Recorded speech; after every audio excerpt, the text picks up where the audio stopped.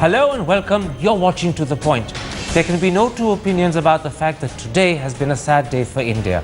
Early this morning, the Minister for Rural Development, Panchayati Raj, Drinking Water and Sanitation was killed in a car accident in Delhi. His death leaves a huge void both in Maharashtra politics as well as for the Bharatiya Janata Party. In part 2, we should look back on the life and legacy of the man who was one of the key architects of the BJP's rise in Maharashtra. But first, with the 16th Lok Sabha convening tomorrow, we look at the key issues facing Parliament and in particular the prospects for the now badly diminished Congress party.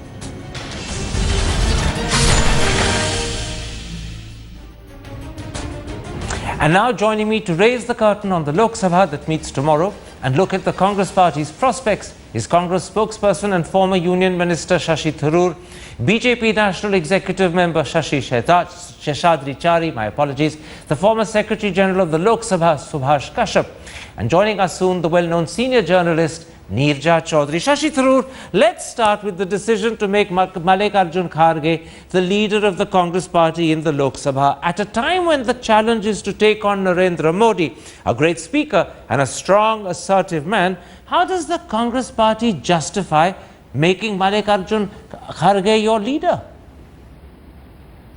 Well, look, the party president has made that decision on the basis of Mr. Kharge's long experience in politics, his chief ministership of Karnataka, his ability to represent the aspirations of the poor and downtrodden of this nation. But also because I think we accept that with 44 in Parliament, we have a larger fight to fight on the streets and in the battlegrounds of the country, and that the youthful energies available to the party, as epitomized by the Vice President of the party, Rahul Gandhi, must be expended in strengthening the party's involvement, engagement and response to events around the country. You've seen Rahul Gandhi going to Badayun. He's more useful there perhaps than he would be standing in Parliament doing a job that Mr. Kharge can do. You're being very honest in making it almost crystal clear that in your eyes the priority of Parliament has diminished hugely, largely because you only have 44 seats in the Lok Sabha and you need to fight your battle on the streets. But people who perhaps are not as sympathetic as you say, that the real reason you've chosen a political lightweight and a man who's not known outside his state, Karnataka, is because he's unlikely to excel and therefore he's unlikely to outshine or threaten Rahul Gandhi. This is actually a measure to protect Rahul's mediocrity by putting up a man who's even more mediocre in Parliament. Now, that is really quite unfair and indeed insulting to Mr. Kharge, who's had a very long and distinguished career in Indian politics and, as you know, served the country as Union Minister for Labour and then for Railways. I think what you have to accept is that there are 43 of us working with Mr. Kharge and supporting him in Parliament, that we will certainly resist any undemocratic, divisive or sectarian actions by the government in Parliament. But there is a larger battle to be fought really in the fields, in the homes, in the hearts of Indians throughout the country. And we will be fighting that battle too, and the very many bright young leaders who were not elected to Parliament have that role to play. We cannot reduce the Congress party now to the 44 of us, Karan. We are there, we are proud of ourselves for having won our seats, but we recognize that as a much larger party that has a job to do and that craves the leadership that Rahul Gandhi will be giving it. Subhash Kashyap, as a former Secretary General of the Lok Sabha, how do you respond to that part of Shashi Tharoor's answer where he's clearly suggesting that the priority and importance of Parliament as a platform on which to challenge and check the Modi government has diminished, and the fight that Congress will put up or the resistance they intend to put up will happen out on the streets? Are you dismayed that Parliament is losing priority in the eyes of what still is the single largest opposition party? That's not a fair paraphrase of what I said. Mr. Kashyap, did you hear me? Mr. Kashyap, did you hear my question? No, very sadly, we didn't get Mr. Kashyap there. Hopefully, we'll go back and fix that time. But let me come to you very quickly, Sheshadri Chari. Do you see this as a sort of tongue-in-cheek gift to Mr. Modi and the BJP? After all, they've put up a man who may be a 9-time former MLA, but he's only a 2-time MP, and he's certainly not considered a great speaker, and he's not going to be very combative in his style and manner. So do you see this as a sort of gift to Mr. Modi? No, I frankly feel, I mean, whoever the Congress decides, it is their prerogative to decide the leader. And we should not be very unfair to him. But even taking your point as true, even if it is a gift, I think the Congress party seems to be doing the same mistake they did before the election. Which is? Giving up even before a fight. To say that Kharge would be a better choice within the parliament because there you don't have to fight a battle with the government, and outside you have to do, as if Kharge cannot fight outside and Mr. Rahul Gandhi and all other people are expected to fight outside in the battle in the streets. I mean, this doesn't look so well. I think it will be very unfair on anybody's part, especially my part after being part of the winning party, to say that they have put up a very small But the important point you made is this, that this is a sign in your eyes that Congress is giving up before they even have a chance to fight. Absolutely. I want to bring you in, Ija Chaudhary, and raise with you an issue that was at least twice brought out by Shashi Tharoor. He's made it clear that in fact in appointing Mallikarjun Kharge as the leader in the Lok Sabha, what Congress is doing is to indicate that the real fight that they have is not in Parliament but out on the streets. And they need the Rahul Gandhis out on the streets in places like Badayun, and he named Badayun. In Parliament, where they have only 44 MPs in the Lok Sabha, that's a secondary order fight. Are you a bit dismayed that Congress is looking upon the Lok Sabha as a second order category fight? I think it's not an either or situation. If Rahul Gandhi was the leader of the party in the Lok Sabha, doesn't mean he cannot come out on the streets and lead the party outside. Point number one. Point number two, it also shows the crisis of leadership today in the Congress. You have Mr. Kharge. What is it that you want to signal? He is a loyalist to the family. Why not Kamal Nath, who's been so many times MP? Obviously there was a question mark about his ability to lead or whether he will be combative enough. And there could have been Amrinder Singh, there could have been Moily, but nobody was really the clear choice once Rahul Gandhi had said no, and he should be allowed the freedom, if he doesn't want to lead the party in Parliament. There's been attacks against him. Can I interrupt and put to you a question I asked Shashi, which he thought was an unkind and unfair question. Many people believe that the reason Mallikarjun Kharge has been chosen is because despite his 9 terms as an MLA in Karnataka, he's relatively unknown and he's a relative political lightweight in Delhi, and people feel that he will not excel as leader of the opposition and therefore he won't threaten Rahul. And therefore what's really being done is to choose a man who will protect Rahul's mediocrity. Well, Karan, this time, that may have been the case in the last 5 years when you didn't encourage other young leaders to come into the government or take party positions and excel. In case Rahul was, shown to be very mediocre in comparison. But today, you are down at 44. You have to be combative. Now, I can understand you represent the South and the South has given you the maximum number of MPs. And Mr. Kharge is a very seasoned politician. He was tipped to be the Chief Minister in Karnataka. Then Siddaramaiah pipped him to the post. But those are not your considerations today. Today Absolutely. You have to take on the BJP on the other side. So they've got the wrong considerations for the job in mind. And they don't. It is a crisis of leadership. Where are the people? Let me bring you in because you're back with us, Mr. Kashyap. As a former Secretary General of the Lok Sabha, what do you make of that part of Shashi Tharoor's answer where he clearly indicated that in Congress eyes the primary fight was out on the streets? That's where they're going to have to challenge the BJP. Places like Badayun is where Rahul will go. And therefore the battle on the floor of the Lok Sabha, which is the traditional parliamentary platform, is in their eyes a secondary order battle. How do you, as a former Secretary General of the Lok Sabha, respond to that set of priorities? Well, first I didn't hear what Shashi Tharoor said because there was the audio failure. But the second lady point I would like to make is that there is no possibility under the existing law and rules of anyone being appointed as leader of the opposition. But just a moment, I'll come to that in a moment's time. I want to take that up as a separate section. I want you just now to comment on the belief or the viewpoint that the fight on the streets is more important than the checking on the floor of the House. Respond to that for me first. Well, that is a political question and the politician should answer it. No, but beyond being a political question, it also expresses a particular viewpoint about the utility of Parliament. How do you respond to that viewpoint about Parliament? Well, there has been a decline or erosion in the respect for Parliament from all parties and all politicians, which is unfortunate. Would you say that this is a very sad viewpoint that the party is taking? After all, this is the party that brought us independence. It's the first party that ruled the country. Is it rather sad that they now are devaluing Parliament? Unfortunately, whenever any party is in a position, it behaves in one way, and the same party, when it is the ruling party, it behaves in another way. And that applies to all parties. Shashi Tharoor, even bearing in mind the logic you gave me, and I can see you're raising your hands because you want to disagree that I've interpreted you correctly or wrongly, and I'll give you a chance to disagree. But you've completely misrepresented me, Karan. Sorry, say it again? I have never spoken of primary and secondary. I've never used words like more important. What I've talked about very clearly is, as Neerja said, that there isn't an either or, that we need both, that we need a seasoned politician like Mr. Kharge in one place, we need the youthful energy of Rahul Gandhi in another. I said the 44 who won their seats are not the whole story of the Congress party, that the Congress party is also many people throughout the country, the length and breadth of the country, who didn't win their seats, but who will be fighting the battle against BJP rule throughout the country.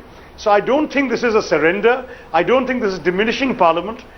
The 44 of us will fight in Parliament, but we are only 44. There will be 44 lakhs out on the streets and in the villages of the country as the need arises. The 44 in Parliament might have fought more effectively and certainly more pointedly if someone like Jyotiraditya Scindia had been chosen to lead them, or a Kamal Nath, who after all was Parliamentary Affairs Minister. Why have you not put your best foot forward rather than put forward a very questionable foot? Or even Mr. Tharoor, please. But or even you, Mr. Charlie says. Even Mr. Tharoor, please. You could have been in that place, Tharoor. Karan, neither you nor Mr. Chari can truly substitute for the judgment of the Congress party president, who is empowered by the Congress parliamentary party to make that judgment. And that's the judgment I'm questioning. The names of all 44 of us available, and she has decided that this is the person whom she would like to entrust with this task. But this is a task, as I said, this is not the whole Congress party, and we will not agree to seeing us being reduced to just these 44.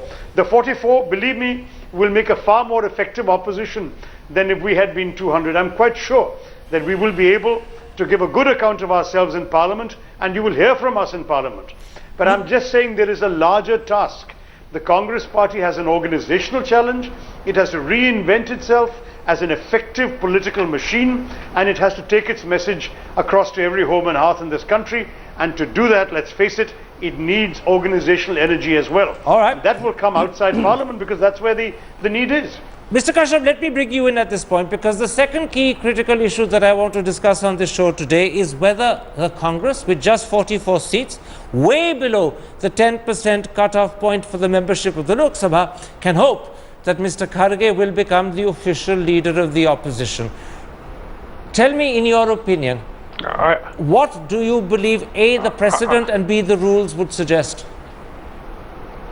Well, I think it is not a matter of opinion, but I firmly believe that under the law that as it exists and under the rules as they exist, it is not possible, not permissible for anyone to be appointed the leader of the opposition today. There will be parties in opposition, there will be leaders of those parties, but there will be no the leader of the opposition entitled to salaries, allowances, and the status of a cabinet minister as the leader of the opposition. And this is because... Can I interrupt? This is because Rule 121C, which has been the precedent-setting rule for the last 50 years, makes it explicit that only a party that has 10% of the membership, its leader can be the official leader of the opposition. Have I understood that correctly? Could you correct me if I'm wrong? No. Yeah, that is one, but that is only one of the three legal arguments. One is direction from the Speaker, 121C, which you refer to. The second is the Salaries and Allowances of Leader of the Opposition Act, which categorically says that the leader of the largest party in opposition recognized as such by the Speaker only can be appointed the leader of the opposition. And for recognition by the Speaker, 121 applies. Thirdly, there is another law passed in 1998 which is for leaders of groups in Parliament, whips and leaders of groups, and groups have been defined as groups consisting of 30 to 54 members, and party has again been defined as one consisting of 55 plus members.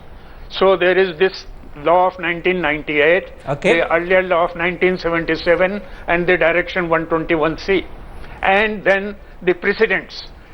Right from 1952 till now, there has not been a single instance of any leader being appointed as the leader of the opposition unless his party had more than 55 members. Can I 7th Lok Sabha, 8th Lok Sabha, there was no leader of the opposition. From 1952 to 1969, there was no leader of the opposition recognized. Can I put something to you? Yeah, a very quick answer to this. Is there any room for the Speaker, whoever he or she may be, to exercise discretion and make a decision contrary either to the precedents or to the rules you're citing? Is there any room for discretion here, or is it now a clear case? I don't think there is. I don't think there is any room because we have rule of law, and the Speaker is also bound. The Speaker is also bound by the rules and precedents. Parliamentary system works on precedents, so precedents are also very clear. It has never happened so far, and it cannot happen. Let me put this to you before I go back to Neerja and I go to Shashi. If what we are hearing from Mr. Kashyap is correct, and I have absolutely no reason to doubt him, you will have under Mr. Modi's next 5 years a situation where there is not an official recognized leader of the opposition. Yes. Does that worry you at all? I know that you will be politically gleeful, but does it worry you that Parliament, particularly now in 2014, will not have an official leader of the opposition? No, it's not that not that the opposition is going to play a very big role and all that, but that apart, I think there are occasions when visiting dignitaries of other countries do meet leaders of opposition to know the viewpoint of the other side. And this is for the first time. Will the Congress party, the family, agree for these meetings with the Congress president and vice president rather than their leader in Lok Sabha? Will they agree? Will they appeal? Will they appreciate that? This will be a question that the Congress party has to decide. But as a parliament, I think this will be a biggest lacuna for this parliament. That's the point I want to pursue with you before I go to Shashi. How big a lacuna is it? I'm not talking about the technical details, where in fact there's nothing you can do about them, as Mr. Kashyap points out, but the moral issue that you actually have a parliament where there's no individual designated as the official leader of the opposition. How much of a moral problem will that be for Indian democracy and for India's parliament? I think it is a big setback, and the grand old party of India not being able to make it to the 55 mark also, which would have made them eligible for LOP position, is a very serious business, because not only does the country today expect Mr. Narendra Modi's government to deliver on the promises they've made, the country hopes there'll be a vigorous hawk-like vigil on the acts of commission and omission by the government. And that may not be the case. That, I think there is a setback there. Of course, they can with 44 do that. But it's more difficult. It's much more difficult. Shashi Tharoor, how will Congress react if you discover, as Mr. Kashyap is saying, that there is no room for discretion in the hands of the new speaker, that there is no way, if you go by the rules, you go by the law, you go by precedent, that a Congress leader can be recognized as the official leader of the opposition? How will Congress react to that situation? Well, we respectfully disagree with Mr. Kashyap. I think there is room for interpretation. Indeed, a strict constructionist reading of the 1977 Act makes it clear that there is only a reference to the numerically largest party in opposition. We are not insisting on the salary and perks and emoluments, but certainly the title or designation of leader of the opposition ought to be available. But again, we leave it to the speaker. It's the speaker's ultimate judgment and discretion. We certainly take Neerja's point that 44 alone cannot oppose the government, and we will do our very best to be louder and more effective than the mere number 44 would suggest. But let me add, there are other opposition parties also including some fairly voluble and articulate ones. So I think that the opposition battle will be fought by many, and we hope with great coordination amongst us. I think that it will be effective, all the more effective, if we can actually multiply our force through the various permutations in the Lok Sabha. So I don't think we are planning to give the Modi government an easy ride merely because we have been reduced to 44. And as far as the title is concerned, it's also important, as you know, because there are some laws that require the leader of the opposition to participate, for example, in the selection committee for the Lokpal and so on. So somebody has to play that role on behalf of the opposition. But beyond that, oppose we will. Let me stop you and bring in Mr. Kashyap very quickly on that last point made by Shashi Tharoor. You know, from the 90s onwards, Mr. Kashyap, the leader of the opposition has played a critical role in the choosing of members of the NHRC, the CVC, the CIC, the Lokpal. If you don't have an officially recognized leader of the opposition, do you have a problem on all those fronts? Well, either the law or the rules which provide for leader of the opposition being there, that would have to be amended, or this slot will remain vacant. What about Shashi's earlier point? Includes, what about Shashi's earlier point? He said that Congress disagrees with your interpretation of the 1977 leader of opposition in Parliament Act, which he says does not stipulate a 10% requirement. As I said, the law is very clear. It is not a matter of opinion. It is not a matter of discretion. The position is very clear, and the precedents are there. From 1952 to 1969, there was no recognized leader of the opposition on the same ground. During the 7th Lok Sabha, 8th Lok Sabha, there was no recognized leader of the opposition. Shri Rajiv Gandhi was the Prime Minister. There was no recognized opposition. But I would like to add that in a parliamentary democracy, an effective opposition is as necessary as a strong and stable government. Absolutely. And there can be no argument that 44 can be very effective. 44 can be very effective opposition, and the number of members in the opposition is above 200. So it is not a weak opposition. It is not ineffective opposition. They can play a very constructive and effective role. We have to now wait to see precisely how effective the role they play. And a lot of that depends upon the capacity of parties like Congress, the TMC and the AIA-DMK coming together on common platforms to oppose together policies that they happen to commonly disagree with. That, of course, is still for the future to show us. But I'm very grateful to my four guests for joining me this evening.